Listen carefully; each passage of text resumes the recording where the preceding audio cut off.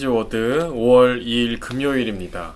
5월 2일 금요일 하나님께서 우리에게 주시는 말씀은 예레미야 26장 17절에서 19절까지 말씀입니다. 예레미야 26장 17절에서 19절까지의 말씀입니다. 제가 봉독하겠습니다. 그러자 그 지방의 장로 중 몇 사람이 일어나 백성의 온 회중에게 말하여 이르기를 유다의 왕 히스기야 시대의 모레셋 사람 미가가 유다의 모든 백성에게 예언하여 이르되 만군의 여호와께서 이와 같이 말씀하셨느니라. 시온은 밭같이 경작지가 될 것이며 예루살렘은 돌무더기가 되며 이 성전에 사는 산당의 숲과 같이 되리라 하였으나 유다의 왕 히스기야와 모든 유다가 그를 죽였느냐. 히스기야가 여호와를 두려워하여 여호와께 간구하매 여호와께서 그들에게 선언한 재앙에 대하여 뜻을 돌이키지 아니하셨느냐. 우리가 이같이 하면 우리의 생명을 스스로 심히 해롭게 하는 것이니라. 아멘. 오늘은 멈출 줄 아는 겸손이라는 제목으로 하나님 주신 은혜를 함께 나누도록 하겠습니다. 먼저 제가 오늘 본문 말씀을 세번역 성경으로 한 번 더 봉독하도록 하겠습니다. 이때의 지방의 장로들 가운데서 몇 사람이 일어나서 거기에 모인 백성의 온 회중에게 이렇게 말하였다. 유다 왕 히스기야 시대의 모레셋 사람 미가가 유다 온 백성에게 이와 같이 예언하였습니다. 나 만군의 주가 말한다. 시온이 밭 갈듯 뒤엎어질 것이며 예루살렘이 폐허더미가 되고 성전이 서 있는 이 산은 수풀만이 무성한 언덕이 되고 말 것이다. 그때의 유다 왕 히스기야와 온 유다 백성이 그를 죽였습니까? 그들이 오히려 주님을 두려워하고 주님의 은혜를 간구하니 주님께서도 그들에게 내리겠다고 말씀하신 재앙을 거두시지 않았습니까? 그런데 지금 우리는 그 큰 재앙을 우리 자신들에게 불러들이려 하고 있습니다. 아멘. 오늘 본문 말씀은 어제에 이어서 예레미야가 하나님의 말씀을 전하고 그 죽음의 위협에 처한 상황의 이야기입니다. 예레미야는 하나님의 명령에 따라 예루살렘 성전 앞에서 회개를 촉구하는 그런 강력한 그 심판의 메시지를 외쳤습니다. 너희가 회개하지 않으면 이 성전도 이 성도 무너질 것이다. 그러나 이 백성들은 오히려 예레미야의 말에 분노하며 예레미야를 죽여야 한다고 이야기했죠. 그런데 이 고관들과 장로들이 등장하여서 예레미야를 변호하고 있습니다. 장로들은 히스기야 왕 시대에도 선지자 미가가 심판을 예언했지만 히스기야 왕은 회개하지 않았는가 라고 이야기하면서 선지자 미가의 예를 들고 있습니다.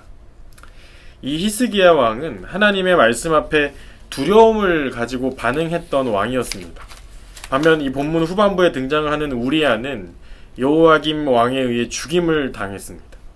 그 역시 하나님의 말씀을 전했지만 여호야김 왕은 그 말씀을 거부하고 사람들을 두려워함으로 이 선지자 우리아를 죽입니다. 첫 번째 얘기했던 이 히스기야는 말씀 앞에 겸손히 회개했고 그로 인해 민족은 살았습니다. 그러나 이 여호야김은 말씀보다 사람을 두려워했고 말씀을 거부하고 결국 심판을 받습니다. 누군가 여러분들을 향해 충고하고 조언할 때 여러분들은 어떻게 반응하시나요? 예레미야처럼 말하는 사람이 오늘날에도 우리 주변에 있을 수 있습니다. 우리 주변의 사람들 혹은 하나님께서 내 마음에 주시는 그 말씀을 전하는 사람이 우리 주변에 있을 수 있습니다.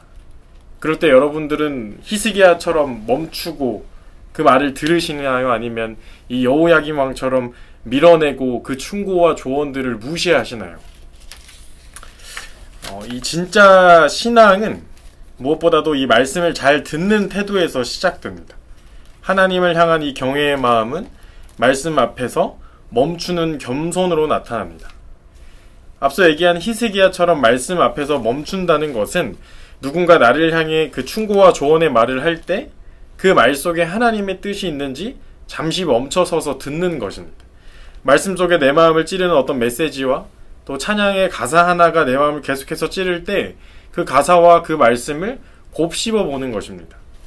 또 누군가 나의 신앙생활에 대해서 이야기하고 충고하거나 조언할 때 무조건적으로 방어하는 것이 아니라 인정하고 겸손하게 나의 삶과 나의 신앙생활을 돌아보는 것, 이런 것들이 바로 멈출 줄 아는 겸손입니다.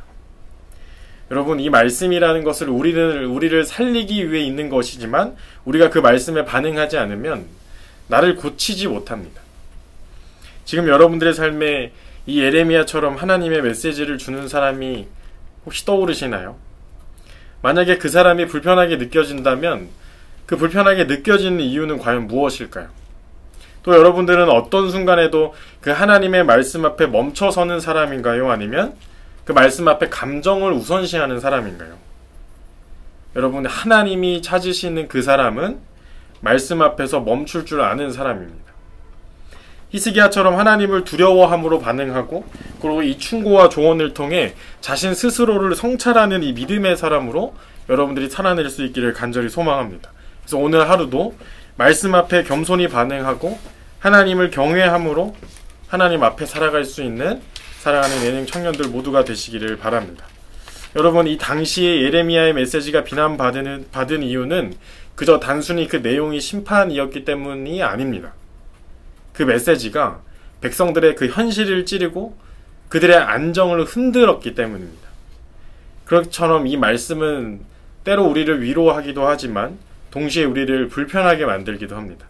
왜냐하면 하나님께서는 우리를 방치하지 않으시기 때문이고 우리가 조금이라도 예수님을 더 닮은 사람으로 성장하기를 하나님께서 원하시기 때문입니다. 그래서 말씀이 우리 안에 또 우리의 삶 가운데 불편하게 다가올 때 그것이 진짜 하나님의 메시지일 수 있습니다. 하나님은 그만큼 오늘도 우리를 사랑하시기 때문에 우리를 꾸짖으시고 우리를 교정하시는 분입니다. 또 우리가 오늘 이 본문 말씀에 등장하는 고관들과 장로들의 역할에도 눈여겨볼 필요가 있습니다. 그러니까 모두가 예레미야를 죽이자고 외칠 때 이들은 과거를 돌아보면서 신앙의 기준을 말하고 있습니다. 우리가 함께 하고 있는 이 공동체 안에도 이 역할을 하는 사람은 꼭 필요합니다. 말씀이 잊혀져 갈 때, 말씀이 잊혀져 가는 그 순간에 그럼에도 말씀을 붙들고 살아가는 사람, 그리고 모두가 침묵할 때 묵묵히 그 믿음의 기준을 지켜주는 사람, 이런 역할을 하는 사람이 우리 공동체 안에는 꼭 필요합니다. 그리고 여러분들이 그런 사람이 될 수 있기를 바랍니다. 히스기야는 왕이었지만 말씀 앞에 자존심을 내려놨습니다. 그는 내가 잘못했습니다라고 인정을 할 수 있는 사람이었습니다. 지금 우리가 보내고 있는 이 청년의 때는 어쩌면 자존심과 인정 욕구가 클 수 있습니다. 하지만 이 신앙이라고 하는 것은 가장 먼저 내 뜻을 꺾는 그 연습에서부터 자라나기 시작합니다. 내가 틀릴 수도 있겠구나. 저 사람의 말이 맞고 내가 틀릴 수도 있겠구나. 이렇게 말할 수 있는 이 고백이 우리의 입에서 나올 수 있다면 여러분들 삶 가운데 하나님의 뜻이 먼저 앞설 수 있을 것입니다. 오늘 여러분들 안에 있는 마음은 과연 여호야김의 마음은 어떤 것인지 여러분들이 돌아볼 수 있었으면 좋겠습니다. 말씀을 거부하고 싶고 또 그 말씀을 통해 내 삶을 고치기 싫은 그 부분들이 떠오른다면 하나님 앞에 솔직하게 모든 것들을 내려놓고 이 히스기야처럼 다시 무릎을 꿇을 수 있는 여러분들 모두가 되시기를 바랍니다. 그렇게 들려오는 말씀 앞에 이 멈출 줄 아는 이 겸손의 삶을 살아가는 사랑하는 예능 청년들 모두가 되시기를 간절히 소망합니다. 함께 말씀을 기억하며 기도하겠습니다. 하나님 감사합니다. 오늘도 말씀으로 하루를 시작하게 하시고 또 특별히 말씀 안에 있는 주님의 음성을 통해 멈출 줄 아는 겸손을 생각하게 하심에 감사합니다. 오늘도 저에게 들려오는 수많은 소리를 분별할 수 있는 지혜를 허락하여 주시고 또 그 들려오는 수많은 소리 가운데 먼저 멈춰섬으로 또 삶을 돌아보고 어떤 것이 하나님의 음성인지 분별할 수 있는 그 겸손의 마음을 우리 모두에게 허락하여 주시옵소서. 그렇게 매 순간 들려오는 주님의 음성에 민감하게 반응할 수 있는 사랑받는 주님의 또 사랑하는 예능 모든 청년들 될 수 있도록 오늘 하루도 우리 모두와 동행하여 주시옵소서. 언제나 감사드리며 이 모든 말씀 예수님의 이름으로 기도합니다. 아멘.